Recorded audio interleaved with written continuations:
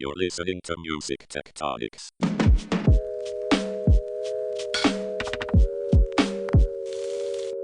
Hey, everybody, and welcome back to Music Tectonics, the podcast where we talk about the intersection between music, technology, and all the seismic shifts affecting both. And we have some really exciting and interesting guests today. But first, I better introduce myself. This is Tristra Newyer-Yeager, the head strategist and writer at Rock, Paper, Scissors. Rock, Paper, Scissors is a music and music tech PR firm. And we also get to talk about all sorts of fun ideas at the Music Tectonics conference, at a bunch of virtual meetups we've been organizing lately, and all sorts of other fun stuff. So come to musictectonics.com and you can find out more, but you know the drill. Anyway, I want to get right to my guests who are way more interesting than anything that I could talk about. First of all, we have two folks from Secret Chord Laboratories. They are a startup they're attempting to address how we can understand the world of the brain, neuroscience, and the mind, and how that plays into music and all the exciting insights we can learn from that. So we have David Rosen here with us today and Brian Owens from Secret Chord. David, would you like to tell everybody a little bit about your background and how you got here? Sure. So I have a PhD in cognitive neuroscience. I went to school at Drexel in Philadelphia. That's where I met one of our other co-founders, Scott Miles, he was at Georgetown studying neuroscience of music. So my area was looking at music and creativity within music, looking at improvisation, and also just kind of how does creativity unfold in the brain. Previously, before that, I've been playing music since I guess I was a kid. I started taking piano lessons when I was 8 years old. I was playing Billy Joel and a bunch of Disney songs from Aladdin and Beauty and the Beast, and picked up the bass when I was 15 and started playing like progressive rock bands. I've been playing with the same guys in different bands for about 20 years. And I have a background in education. So during my grad school years and doing research on the brain and the neuroscience of music, our lab was very active in doing STEAM education, which is really kind of like a holistic approach, which merges the arts and music into a STEM curriculum. So science, technology, engineering, and math. So I've been running programs kind of in that space as well. So that's kind of just gives you a sense, I think, of like it's like the music research, neuroscience, and education background, I'd say, is how kind of I found myself here at Secret Chord. That's really great. And Brian, tell us a little bit how you came to Secret Chord. Yeah, sure. I have a music background. I'm the front man of a funk hip hop band, The Special Guests. I have a background in music industry and developing business skills that I didn't necessarily even aim to, but just the passion of music and growing the music really put me into some interesting areas. I have a background also in communication and sales. I've worked with multiple political campaigns here in Virginia and Virginia Beach, speaking on behalf of candidates in public settings. So, really taking complex, sophisticated ideas and communicating them to the general public and strategic partners has always been in my background, as well as the love and passion for music that really introduced me to Scott Miles, our co founder, during his dissertation research. I was able to be hands on and help him develop the behavioral side of that study, which is how I met Dave and how really this original Secret Chord team formed. That's really amazing. And that's actually the perfect segue for what I wanted to ask both of you first. I wanted to tackle some of the basic science that has been informing Secret Chord and the products you've been building. So, first of all, let's get really simple and boil it down for lay people. How exactly do scientists attempt to observe music's effects on the brain, on our mind?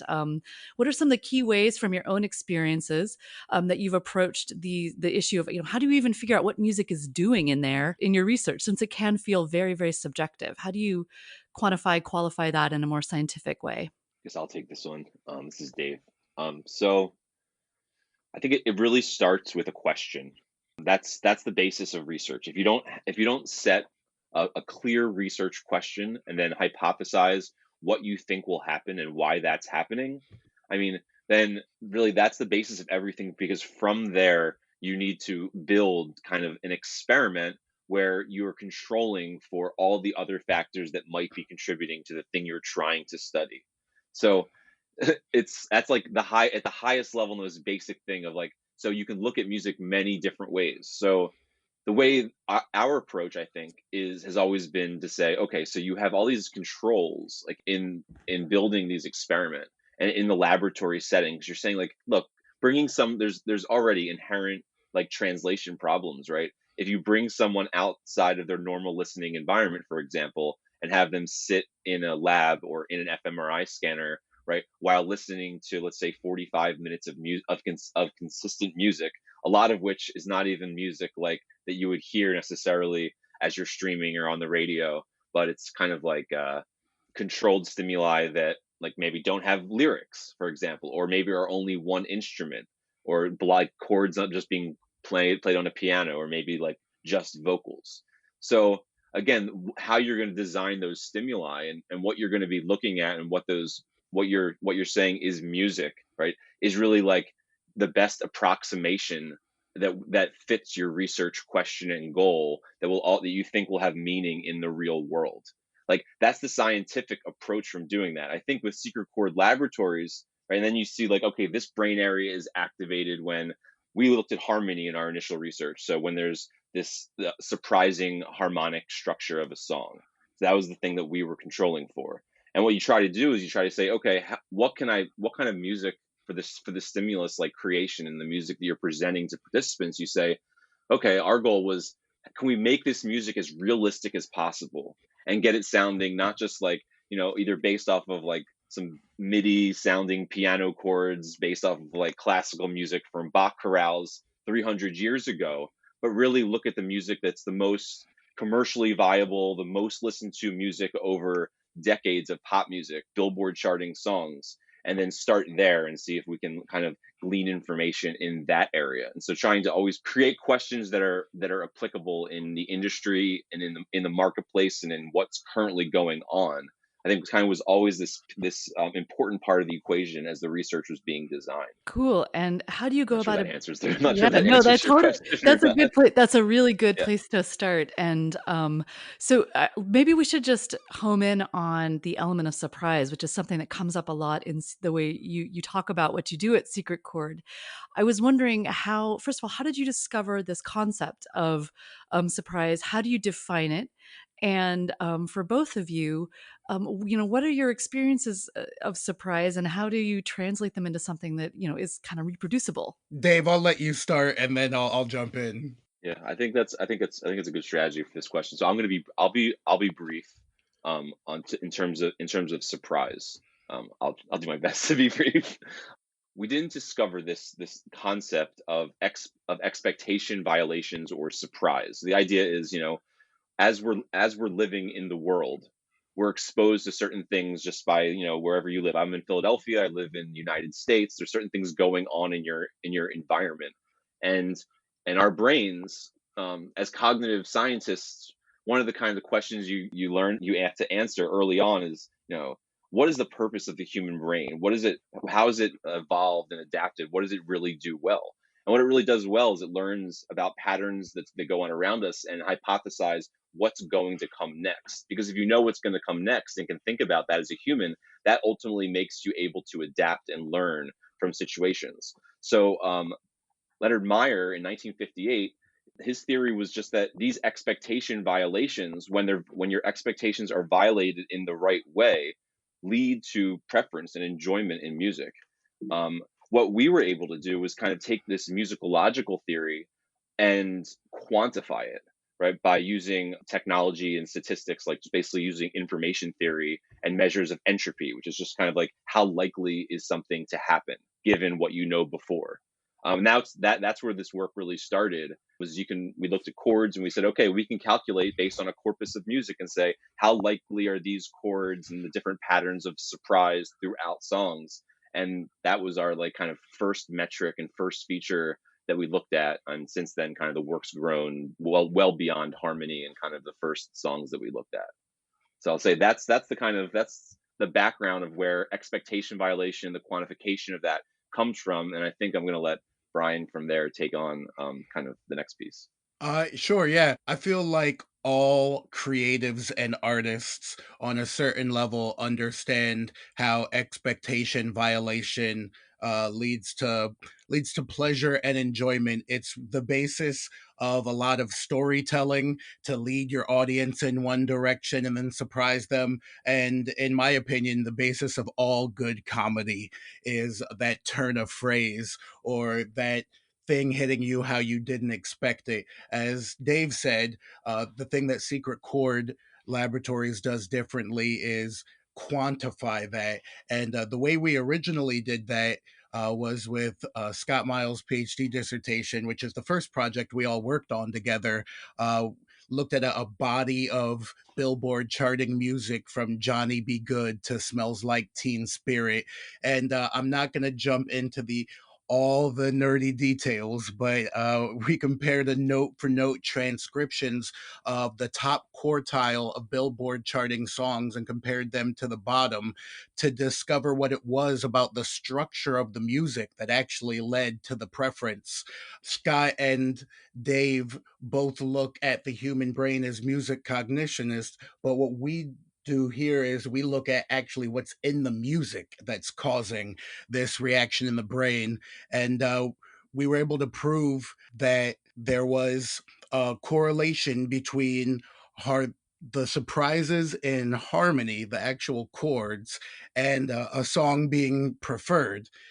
Then took it a step further, and we wrote computer code that wrote a bunch of brand new songs modeled after the principles of harmonic surprise that we found in that top quartile and the bottom quartiles as well. And we were able to prove that it was, in fact, the structure. We took it from correlation to causation to prove that the structure of the music and the way that it caused surprise actually directly led to preference in people's musical tastes. That is really cool. Must have been a fun study to run too. And you've also done some work, David, that has to do with what's going on in the brain itself when people are improvising, say, or doing some things where they may actually engage the sort of principles of just sort of violating expectations as they're creating something on the fly. Right? You have a paper that is either in in print or about to come out, or came out recently, where you did an EEG study of people with different levels of improvisation experience.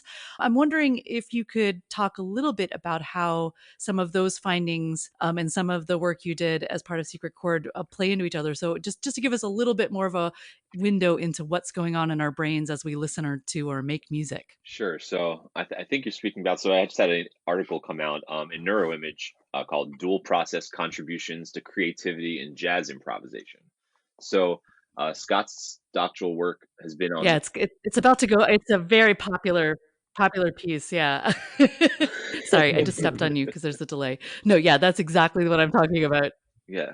So Scott's work and Secret Chord's work really focuses on the perception side of things. Like when people are listening, enjoying music, and trying to, you know, really kind of have insights into, what is it about those optimal musical experiences when you're all especially, I mean, now we probably appreciate it more than ever, right? Like, being able to have been in those theaters or in those amphitheaters with thousands of people who were all there for the same reason, to appreciate like some of their favorite music, and to feel what that there's something there, right? It's like it's almost like it's intangible, but yet everyone there is like feeling it, and like that's now we can't go and be with people right now, like, so this our social lives and like that connection, now we like long for it kind of more than ever. Anyway, I'm rambling about that. So on the other side, in terms of there's like this really, that's, for me at least, I'm not rambling because it really kind of addresses this.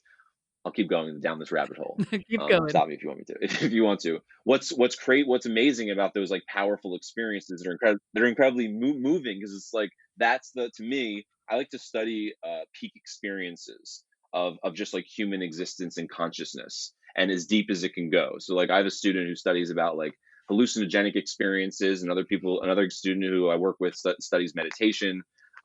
Music listening, I think, is one, and music production for me, of being an improviser, has been another area where it's just been like an altered state of consciousness where like we call it flow, and that was another piece of this research that'll be published in a later article, experiencing that flow state and that highest level of creativity, right? And then like so there's that whole other end of it. And like in terms of Secret Chord, how that works in, I think it's not just about jazz improvisation, right? Like or like that style, but it's like, okay, I'm a vocalist doing a take on an album, and what the questions like that, it's right, it's a science, this kind of thing, is like, what's the questions for me is like when someone hits the take, that vocal take on the chorus that they just know is it, right? Okay, they know it's it. What does that mean? Why do they know that it's it? Is it something about the musical content itself that makes it, right? That's the perception kind of side that your chord looks at. Is there something going on physiologically or neurologically in that person's brain when they get into the state that is required to have that it take, right? And I think just that, so that's just kind of, that's where my research focused on, was the brains of musicians while they were having those, let's call it or flow or like optimal takes. And what we saw was that as people gain experience and really start to kind of form, automatize kind of some of the lower levels of playing. So in jazz, you can imagine there's very complex chord sequences a lot of the time.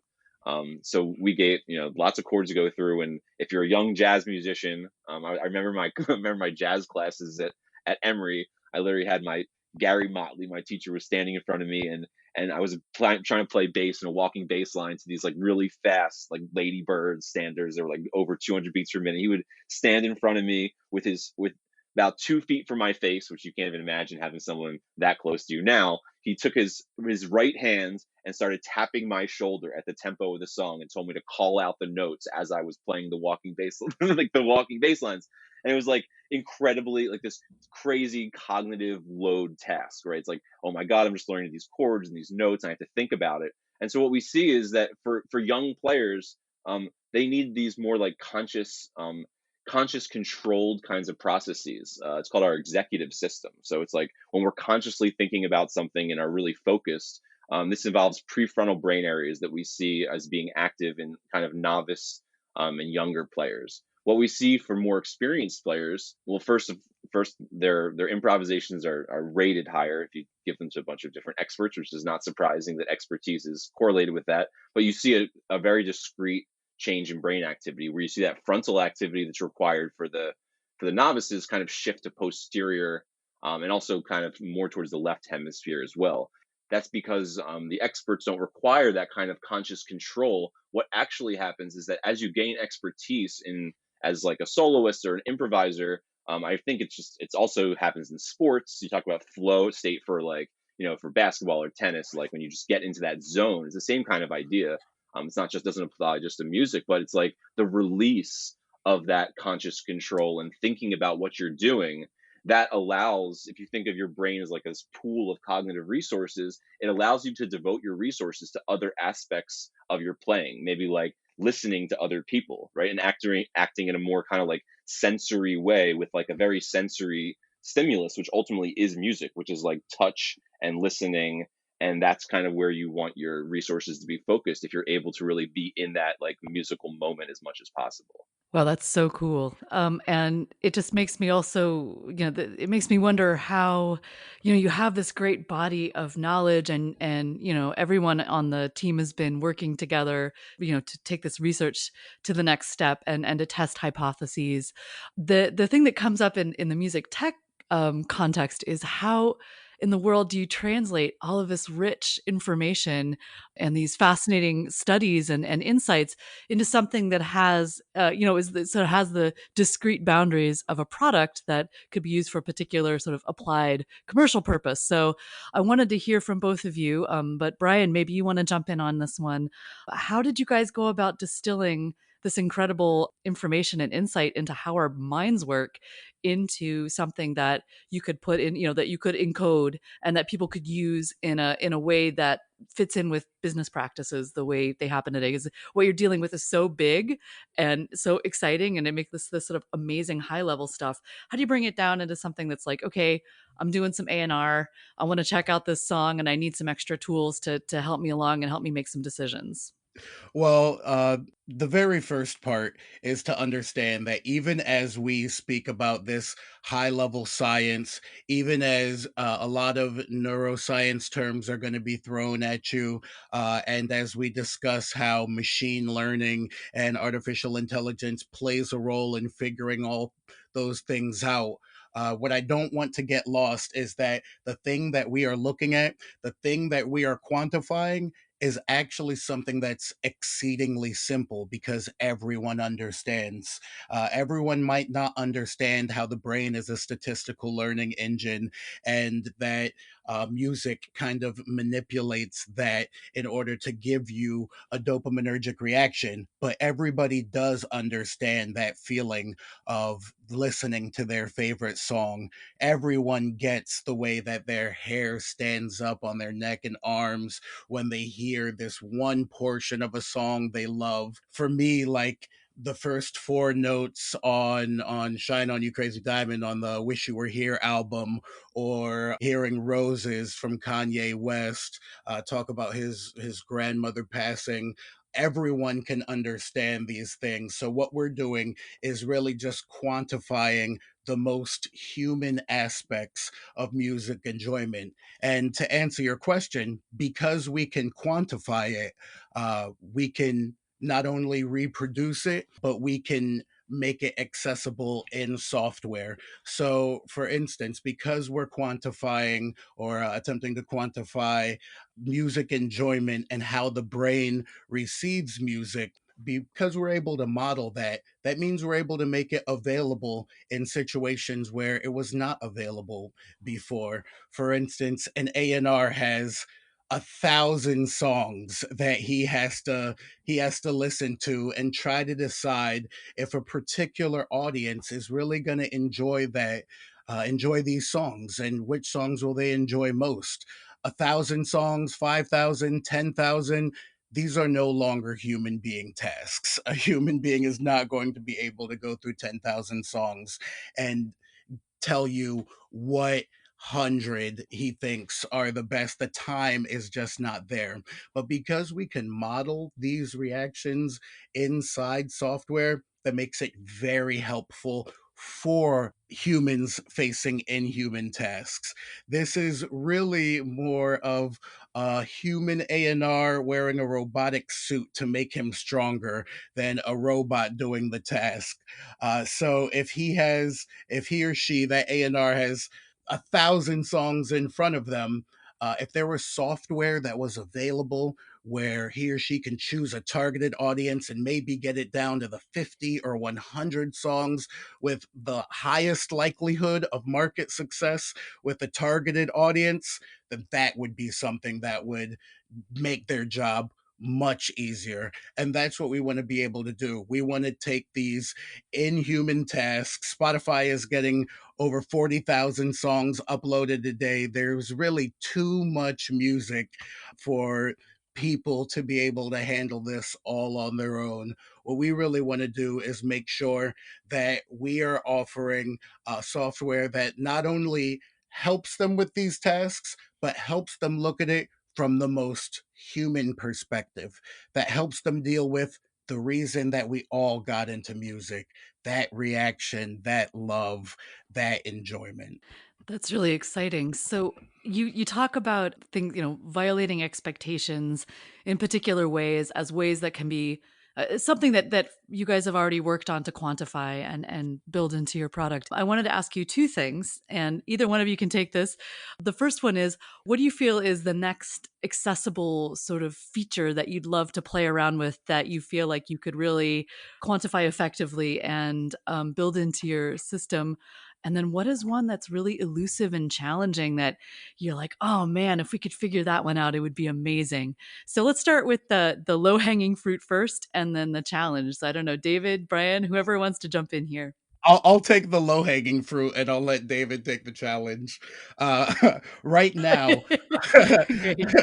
right now we focus on music enjoyment, the dopamine, the actual enjoyment of music. What I think the next step for us is to go beyond just the enjoyment and go to the functionality of music. What music makes you motivated to get up out of your bed in the morning? What music makes you more motivated to give your all to a certain workout? What music serves a function in your life? If you're a truck driver on your 10th hour of a trip, what song is going to keep your brain active and aware to be able to keep your eyes on the road? If you are feeling a lot of anxiety, what's the exact type of music that's going to be able to calm you or assist you in finding your center? These type of functional tasks for music, I think, are the next step for us outside of music enjoyment. That was the low hanging fruit. I think that's part of the future research. To me, I feel like that covers both. So I think that's right. There's lots in terms of the features that we would add. I'm really interested. So in terms of like, I'll give a little just like this in terms of the future stuff. Like, we talk about having we all love music equipment, and we have a couple neuroscientists on the team. So we talk about building a facility. I believe it's going to be in Philadelphia, where we have a music studio slash research laboratory. So it's like an amazing studio inside with multiple kind of EEG and different kind of physiological readings, do things like pupil dilation, and basically start to really kind of create um, a rigorous research like department and arm that is ultimately taking the expertise on the team of music information retrieval engineers, of music industry executives, of music neuroscientists, and asking all the questions kind of that I was talking about before as like as researchers, um, and looking not just at kind of A&R and discovery and marketing. Well, that's our first target with Doper, but really seeing kind of what can we learn about music and the brain in terms of how music aligns with film. How does music influence kind of the soundtrack for a video game? How does music influence branding and advertising? How does music influence your airplane ride, and looking at how we can always move forward in terms of user customization. So and that's, I think, really kind of the gold standard eventually of because right now where we use like kind of genre and profiles as the way that we model different audiences, right? We say we target audiences, so we're modeling these like kind of expectations of those audiences, but down the road we really want to be asking questions about individuals. And so potentially working with big DSPs like Spotify's and Apple's and Amazon's of the world, would be interesting to us in the future. Cool, and that lab sounds absolutely amazing. I really hope you build it, and I hope at some point I could get a tour. That sounds like so much fun. I don't know, Yeah, yeah, me EEGs too. and, like, while someone's mixing or when Yeah, someone's can't doing wait. you could have and, to do both to see, like, what is if someone can see the musician, how does that affect their response? How does that affect the musician's brain? I mean, there's so many 'cause this is awesome. Cool, well, I wanna That's a great one. We should do that study. Yeah, I'm very excited about about the future lab and Dave's work into what's going on inside the mind of the artist as the artist creates their best work. I think that this research will allow us in the future to be able to contribute to the world knowledge of how to get the best performance out of our creatives, and really we'd love to be able to be a part of just galvanizing another revolution of creativity and higher level creativity. That would be a long-term goal for us. Yeah, that's amazing, and, I love that kudos to that. And I wanna thank both of you for a fascinating conversation and for sharing your knowledge, expertise, and perspective so generously. Before we sign off, where can people find you and who wanna learn more about Doper, Secret Chord, or, how neuroscience could improve the way we experience music? Well, first of all, anyone listening can go to doper.com. That's DOPR.com, DOPR.com. That's a great way to contact us. If any artists, managers, or labels or anything want to be a part of our beta test coming up here in the summer, you can contact us at doper.com, or anybody interested in the field at all, or anyone interested in investment opportunities to be a part of the Secret Chord Laboratories team. Doper.com, DOPR.com is a great way to contact us. Awesome. Thanks so much, guys. And I want to just leave everyone with saying you should, if you haven't already, go over to musictectonics.com. We're having a lot of online meetups since we are, all kind of itching to talk and hang out with other amazing adults. Sorry, perhaps I was projecting a little bit there, but I would love to see everybody there. I'm going to pop into a few of them, and meanwhile, keep listening. We're going to have a lot of great new podcasts coming up and other fun stuff. And thanks so much again. This is Tristan Jaeger from Rock Paper Scissors. Thank you, David Rosen. Thank you, Brian Owens from Secret Chord, and I really appreciate the time. Thank you. Thanks for having us.